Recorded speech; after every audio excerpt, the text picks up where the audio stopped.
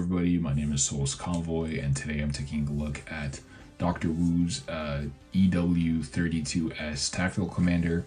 This is his version of Ultra Magnus in his Micromaster line, and particularly the Shining Magnus deco, which is usually Ultra Magnus in translucent yellow.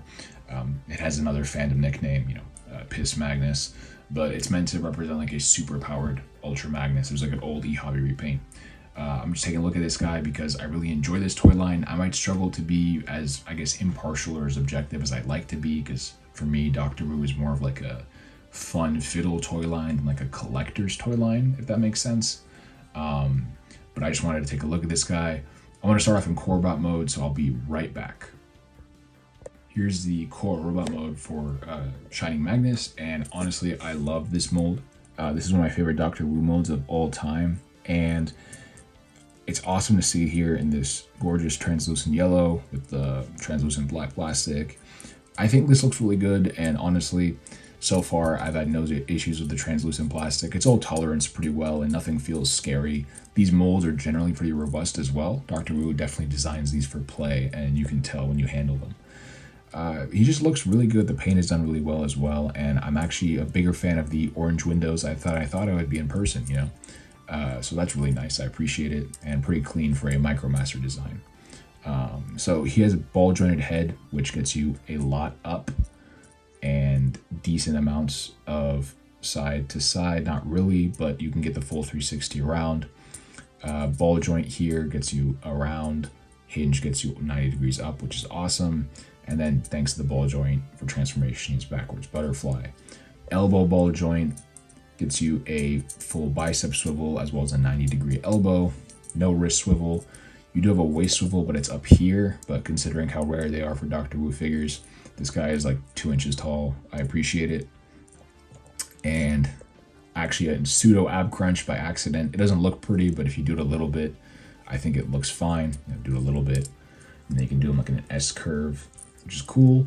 He does have 90-degree up thanks to the ball jointed hips, almost 90-degree out, basically 90 degrees at the knee, and then the ankle tilt is thanks to the toe ball joint. So not a full ankle tilt, but at least a toe tilt. The biggest omission is actually thigh swivels. I don't mind no wrist swivels, but thigh swivels would have helped a lot. You can only wiggle the ball joint a little bit, and I do wish he had dedicated thigh swivels. He does look pretty good, and the only accessory he has is this axe, which just tabs in like that, and that's awesome. The main feature for this guy is of course going to be the armor up gimmick, so I wanted to show that off. So it's all actually really simple. You're just going to transform the head, move it back here. The arms you're going to flip up and around, very like so. Nothing tabs in yet, but everything is going to get secured in place, and then you just bring the toes down. Everything else is thanks to the armor pieces. So you're going to put on his boots, which just click right on. And again, I've had no fear of this plastic so far. I've been playing with him a lot since I got him. He's very enjoyable to play with. You're going to tab in the headpiece, and then you're just going to bring on the torso armor and the arms, and that's just going to tab in back there, and that's that. Here's the combined Magnus mode, and there's very little tabs on Optimus himself. Almost all of the hardware for the connections is on the armor, which I thought was pretty cool.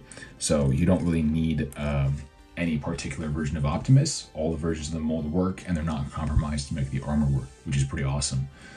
You can take any version of the Wu Optimus mold and slap this armor on, for example. So there's a lot of mix and match opportunities. This mode looks pretty good. I will say the amount of translucent yellow plastic kind of washes out the details on camera. It's a lot more striking in hand, but they also give new opportunities since you can see some of the internals. I think it does look great in my opinion. The head sculpt is actually really good for the size, I think. You can see the nose, the mouth, the eyes, all the paint is so crisp, especially for a more budget toy line, I guess, compared to usual third-party prices. It's not really a lot of paint, but the paint that is applied well. And I think it presents really good for an Armor Magnus. The orange, again, might be a thing to get used to, but I like how it looks in hand, so I'm pretty good with it. And nice silver paint here. Magnus mode is less articulated, which is usually the case. The head still has a lot of great range. You know, it even has a lot of side to side now, and he can look down, which is awesome because he towers over most Doctor Who figures. For example, here's Haller. So he's pretty big. He's much bigger than the average Doctor Who figure. He's almost 3 inches tall instead of the usual 2 inches. Can't really hinge his shoulders out that far. And he does get the 360 forward and back, but only 45 degrees out. He has a dedicated bicep swivel, 90-degree elbow bend, nothing at the wrist. The waist and ab crunch from the core mode are not accessible in this mode, unfortunately. And he can only get 90 degrees up and then only 65 out. Less knee bend because of the armor. So I would say probably like 50 degrees of knee bend, but he now has a really good ankle tilt. So he's really easy to stand because his ankles and his feet, his boots are huge. So he's fun to stand. And then his main accessory is already plugged in. It's this gun. I would just say to be careful. The tab is rectangular, not circular, so don't twist it in his hand because you could probably shear it off, regardless if it was translucent or not. But yeah, he looks good. And for some Doctor Who size comparisons, I'm going to bring in again Haller. And as you can see, Haller is the usual Doctor Who figure size. They're all around the same size. Only mini bots are smaller, but most of his figures are basically the same height. And then here's another translucent figure, which is their Scourge. And you can see that Scourge uses a bit more solid plastic. This guy is mostly translucent. So I guess, you know, up to personal opinion, but I love how this guy looks. And now for some more general size comparisons. I think people don't really get how small these guys are. Here's a Legion class figure from 2011, Dark Moon Flak. Here's going to be a Core class figure that will barely fit in frame. So you can see that it absolutely towers over this guy. And this guy is the largest Doctor Who figure in this line by far. And then here is the bottom half of a deluxe. So these are quite small. And the fact that a lot is packed in and it's still fun to do is awesome. I'm going to transform this guy now, and I am going to try to do it on camera. Be back in a sec. So to begin the transformation, we're going to want to remove these shoulder missiles and just put those to the side. This is removing the armor. Just untab these from back here. Pull that out forwards, and that just comes right off. You're going to want to pull this headpiece off, and then you're going to fold the head down, and then fold this part like so. You're going to take the core bot, and you need to remove his boots.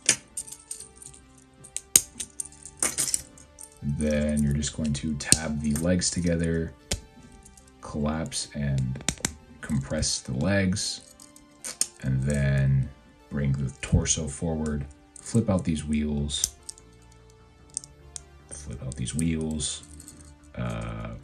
reverse the chest, but as you do that, before you do that, you know, bring the arms out just to get clearance, and then bring them back. And you're just going to tab them in the space left by the wheels, and then you're going to bring the wheels back up, and everything kind of just auto aligns, which is awesome. And then you're just going to have to make sure those are tabbed in completely. Bring these panels forward. That's the core truck mode. For the armor, just flip out these tabs on the rears of these boot pieces, and then you're going to take the headpiece that you already started transforming, and you're just going to slide it in there, and then bring the other boot around it, tab those together, and then tab it into these tabs on the side here. The most involved part for this transformation is probably the upper torso armor. So you're just gonna untab the arms like that, and like so. And this is probably the hard part, is just tabbing this together. Because this tab is just, oh, well, there you go. And then we're just going to bring the hands down while keeping the bottom of the forearm armor up, like so. Keep those tabbed in. And then this part obviously needs to be straightened out a little bit. Begin collapsing that. And we're going to take this and we're going to just shimmy it inside, like so, which is easier said than done on camera. And then we're just going to bring that down, leave that like that, bring back your missiles and tab them in. Everything is translucent yellow, so finding the ports is a little bit harder on this version, especially on camera. And then do that, rotate this piece, and that sits right there. So there's the combined truck mode. I think it looks fantastic. Here we have him in his car carrier mode. Now, despite being a car carrier, he could only carry Doctor Who figures on the top half. Nobody fits in the bottom, unfortunately, but I've tossed the axe in there, so you can carry something, right? I don't know, you could probably put something in there. The weapon can also tab into a hole here. I forgot to mention that. And of course, you can adjust the position of the missiles now. They are on a peg, which allows them to tilt up and down. And I think it looks pretty good. You know, for the most part, the details work and they come through pretty well in this mode. Obviously, it's compromised, but I am not really disappointed in how it looks at all. And I find it to be really rewarding and satisfying to mess with. I don't really have much to say about alternate mode again. I wanted to move on to final thoughts for this guy, and I wanted to say that I suppose I haven't been as critical of this figure as I usually have, and that's why I haven't reviewed Doctor Who figures on this channel before. They're really nowhere near third-party legends or toys of usual that we take a look at on this channel, because they're not really trying to do the same thing. Doctor Who is one of the few toy lines I feel like in third-party where being a fun pocket toy, or just being like, you know, it doesn't excuse the lack of articulation or issues. Like if this didn't have a head swivel, I would still be ripping it for that. But the priorities here are different than your usual higher end collectibles. This is again very much a pocket toy line. The simplicity of the transformations are a boon for the size here. Not to say that third-party legends are too complex for the size. It's a different product for a different demographic. But this is more so, I think, in line with classics or universe mini-cons or old Hasbro Legends figures, where it's intended to be a pocket toy. The price also kind of reflects that. Doctor Who figures are usually in like a 2-pack for $25 to $30 for 2 figures. So around $15 for a third-party version of the toy that should be $5 if it was sold at retail. This guy, for example, is $30 by himself, but I guess you can consider the trailer a whole another figure. So they're very much my pocket fiddle toy line that I collect, and the way I judge them is based off how fun they are, and this guy is a lot of fun. Again, the articulation in core mode is actually one of the best in the line, and it's not really lacking much except thigh swivels. In the combined mode, I mean, a waist would have been nice, but also kind of impossible with how the engineering is trying to be as simple as possible. And I really appreciate how fun the armor gimmick is. I did have New Age Magnus, and while it was fun and I enjoyed the armor gimmick on that one, and it's a lot more articulate than this one and obviously a lot larger, it wasn't anywhere nearly as fun. This is just a really fun experience. It's a figure that I'm idly messing with all the time. Even with the transparent plastic, it hasn't deterred me at all. Honestly, the plastic Doctor Who uses for these figures is pretty good. And the tolerances are also pretty good, so I don't envision anything being a hassle or a chore, and I'm never scared messing with it. That's the real thing that I judge these on. I think visually it looks good enough. These aren't trying to be dynamic or heroic either. They're trying to go for a kind of cutesy factor to their designs, and I think it works there as well.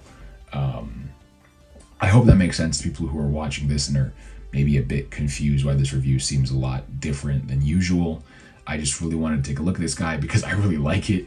It's one of my favorite toys of the year. It was actually, out of the 5 Transformers I put in my 10 favorite toys of the year, this was one of them. So while I usually am on here being annoying about random things on third-party Legends figures and nitpicking stuff on masterpieces.